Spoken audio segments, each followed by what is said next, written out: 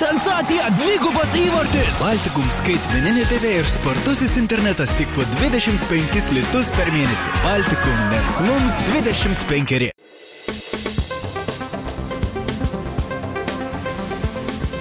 Pirmadienio birželio 2 dienos Jurbarko žiniose matysite. Praėjusią savaitę Jurbarke viešėjo Vokietijos Bundestago parlamentinės ryšių su Baltijos valstybėmis grupės pirmininkas baronas Wolfgangas von Stetenas. Jurbarke po ilgos pertraukos paminėta partizanų pagerbimo, kariuomenės ir visuomenės vienybės diena. Jurbarko krašto muziejuje veikia 3 amžiaus universiteto menų fakulteto dailininkų darbų paroda.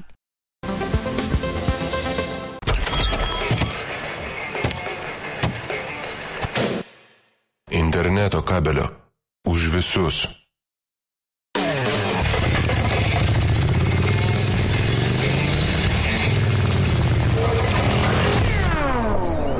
Kur nepasiekia laidas, pasieks belaidis Baltikum internetas. Biure ar namuose, užmiestyje ar dar toliau.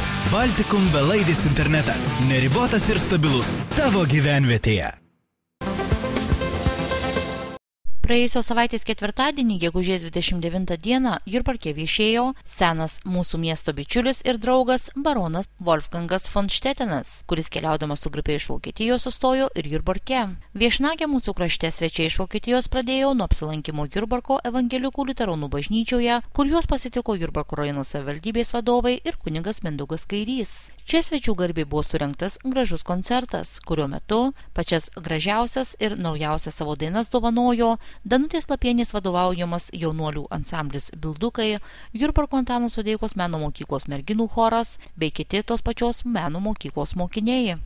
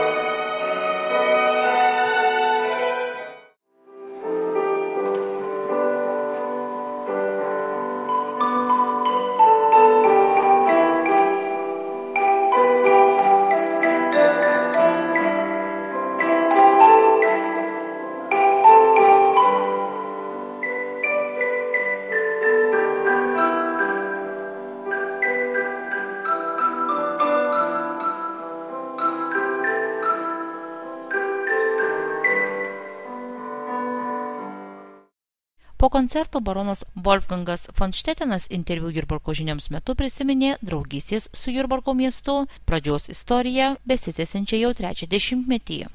Tai buvo iš tiesų pati pirma draugystė, partnerystė tarp vieno Vokietijos miesto ir Lietuvos miesto. Tuo metu dar buvo Seimo deputatas Račas čia. Antanas Račas atvežė labai daug praktikantų, kurie pas mus mūsų apskrityje atliko praktiką ir tokiu būdu mūsų ryšiai labai sustiprėjo. Ir dabar, aišku, mes turime ir labai protingą mūsų merą, kuris palaiko ir padeda puoselėje tą partnerystę. Atvyksta dainininkai, atvyksta šokėjai pas mus į Kralskaimą į liaudies šventę, tai vadinama Frankų šventė kiekvieną rudenį. Ir mes taip pat su dideliu džiugesiu pastebim, kad Jurbarkas taip pat gražėja, yra labai graži gatvė, centrinė gatvė išaugusi, išgražėjusi. Ir tai rodo tikrai, kad Jurbarkas gyvuos ir ne visi gyventojai dar išvažiuos. Baronas von Stetenas Jurbarke stengiasi apsilankyti kiekvienais metais ir kasmet tikina pamatantis čia ką nors naujo. Šiais metais jis likosi sužavėtas išgražėjusią evangelikų liuteronų bažnyčią ir sutvarkytą Jurbarko senamiesčio širdimi Kauno gatve. Aš visuomet labai mielai atvykstu į Jurbarką jau 22 metai ir man labai džiugu matyti, kaip Jurbarkas keičiasi į gerąją pusę. Šiais metais pamatėme naujus vargonus bažnyčioje. Ir aplinka taip pat labai pasikeitusi, matosi sutvarkyta. Nėra taip jau paprasta atkurti bažnyčią. Labai darbštus kunigas čia dirba. Bet aš turiu tikrai labai glaudžius ryšius su Jurbarku, kadangi mano asmeninis vairuotojas yra čia gimęs Jurbarke. Jo dukra dainavo šitam nuostabiame chore, o choras jau tikrai 4-5 kartus yra buvęs Šteteno pilyje. Kiekvienų metų rudenį Vokietijos mieste Kralsheime vykstančioje šventėje lankosi ir jurbarkiečiai. Ten vyksta ne tik oficiali delegacija, bet ir įvairiaus meno mėgėjų kolektyvai. Baronas Wolfgangas von Štetenas visus atvykstančius į vieną iš garsiausių švenčių tame Vokietijos krašte, ar ketinančius ten vykti, kviečia nepamiršti pasisvečiuoti ir jo pilyje. Frankų liaudies šventė vyksta rugsėjį 3 savaitgalį ir jeigu kas atvyks į tą šventę, aš tikrai nuoširdžiai kviečiu aplankyti ir mane mūsų Šteteno pilyje. Ankstyvą penktadienio, gegužės 30 dienos pavakarę, Jurbarke, Nemuno Lankoje, po ilgos pertraukos vėl buvo švenčiama partizanų pagerbimo, kariuomenės ir visuomenės vienybės diena, kurią surengė Jurbarko rajono savivaldybė kartu su mechanizuotosios pėstininkų brigados Geležinis Vilkas, Lietuvos didžiojo kunigaikščio Kęstučio motorizuotų pėstininkų batalionu. Šventė prasidėjo Jurbarko švenčiausios Trejybės bažnyčioje aukojamomis šventomis mišiomis už pokario metu žuvusius partizanus ir laisvės kovų gynėjus. Iš bažnyčios į Nemuno Lanką susirinkusiuosius į šventę pasveikino Kęstučio bataliono vadas majoras Dainius Pašvenskas. Savo sveikinimų kalboje pasidžiaugęs iš tarpukario Lietuvos atkeliavusi švente, kurioje dar šiandien galima gyvai pabendrauti su gyvais pokario rezistencinių kovų liudininkais. Šventėje dalyvavusiems jurbarkiečiams, buvusiems partizanams Petrui Gervyliui, Bernardui Arbočiui ir Leonui Birgilui renginio metu buvo įteikti Kęstučio bataliono simbolika papuošti suvenyrai. Gražiu šventės akcentu tapo ir iš Lietuvos kariuomenės rezervo karių asociacijos prezidento, atsargos pulkininko leitenanto Česlavo Šligaičio rankų 5 jurbarkiečiams Arūnui Alijošiui, Raimundui Bosui, Vytautui Bunikiui po mirties ir broliams Darijui ir Žydrūnui Sakalauskams įteikti savanorių kūrėjų medaliai. Pasibaigus iškilmingai renginio daliai, šventės dalyvių akį džiugino Lietuvos kariuomenės sausumos pajėgų orkestro ir Jurbarko kultūros centro šiuolaikinio šokio studijos Šypsena pasirodymas. Jo metu Jurbarko žinios pakalbino vieną iš pirmųjų nepriklausomos Lietuvos kariuomenės kūrėjų, atsargos pulkininką leitenantą Česlavą Šligaitį. Aš manau, kad jurbarkiečiai jau pamiršo kariuomenę. Anksčiau turbūt, kas čia Jurbarke gyvena, žino, kiek čia kariuomenės būdavo. Kada tarnaudavom čia mes ir Sakalinė, ir Jurbarke. Stengdavomės, kad visuomenė būtų tampriai surišta su kariuomenė, kad nematytų, pasitikėtų kariuomenė. Tai labai geras renginys, labai reikalingas. Žmonės, aš manau, kad čia ne tiek gausiai susirinko ne dėl to, kad penktadienis, bet dėl to, kad nesitikėjo, kad šitaip kariuomenė bus pasiruošusi priimti juos, pademonstruoti save. Česlavo Šligaičio įsitikinimu, šiandien kaip į realią grėsmę šalies laisvei ir nepriklausomybei kalbama vis garsiau ir dažniau, o įvykiai Ukrainoje rodo, jog ne viena buvusi sovietinė šalis nėra apsaugota nuo okupacijos. Kariuomenės reikšmė visuomenės akyse yra kur kas didesnė nei prieš metus ar anksčiau. Jis patikino, jog esant būtinybė ginti šalies stotų ne tik šių dienų kariai, bet ir tie, kurie į kovą už Lietuvos laisvę ir nepriklausomybę stojo 1991 ir vėlesniais metais. Tai aišku, rikiuotės padaliniai, kurie stojo rikiuotė. O paskui ateitų ir tie, kurie visą laiką, reiškia, pasiryžę ginti. Įsitrauktų kokią surūdį šautuvą vėl, reiškia, kaip pokaryva ir istorija pasikartotų, aš manau, kad.